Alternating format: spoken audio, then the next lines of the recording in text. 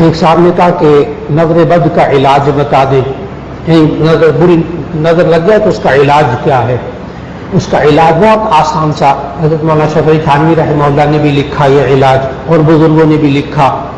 سورہ قلم کی آخری آیات، آخری دو آیات، وَإِن يَكَادُ الَّذِينَ كَفَرُوا لَيُزْلِقُونَكَ بِأَبْصَارِهِمْ لَمَّا سَمِعُوا الذِّكْرَ وَيَقُولُونَ إِنَّهُ لَمَجْنُونٌ وَمَا هُوَ إِلَّا ذِكْرٌ لِلْعَالَمِينَ۔ تو سورہ قلم کی آخری آیات پڑھ کر دم کر دیں، یہ تو ہے قرآن مجید کی آیت۔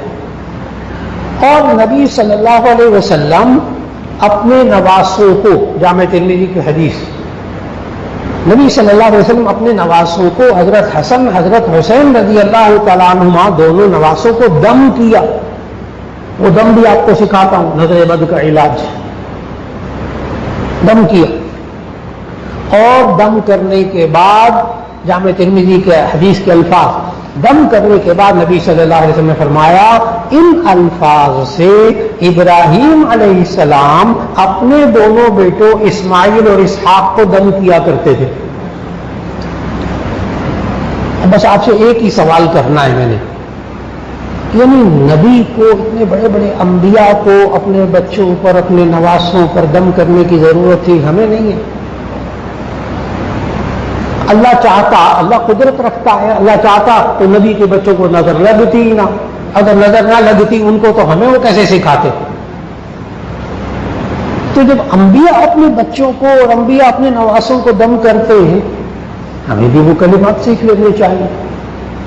نبی صلی اللہ علیہ وسلم تسمیہ کا صیغہ استعمال کیا وہاں دم کرنے کے لیے، اعیذکما بکلمات اللہ التامۃ من کل عین لامۃ ومن شر ہامۃ، ترجمہ بھی کرتا ہوں،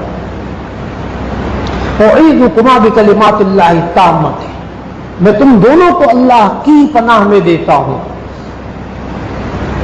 اور اعیذکما بکلمات اللہ التامۃ، اللہ تعالیٰ کے جتنے کلمات ہیں نا ان کے ساتھ میں اللہ کی پناہ میں دیتا ہوں۔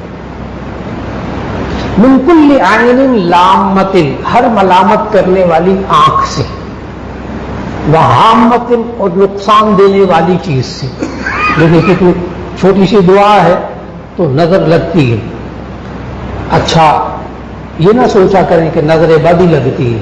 جو بخاری شریف کے الفاظ ہیں نا، بخاری شریف کے الفاظ نظر کے لیے وہ ہے العین حق، نظر لگنا حق ہے۔ یہ ایک عجیب بات سمجھنے والی ہے، یہ نہیں کہ بری نظر سے دیکھے تو تبھی نظر لگتی ہے، ماں باپ پیار سے دیکھیں تو بھی نظر لگ جاتی۔ ماں باپ کو بھی بری نظر سے دیکھ سکتے ہیں بچوں کو۔ حدیث میں نا بری نظر نہیں آئی، کیا لفظ آیا؟ العین حق، نظر لگنا حق ہے، تو اس کا علاج بھی کر لیجیے۔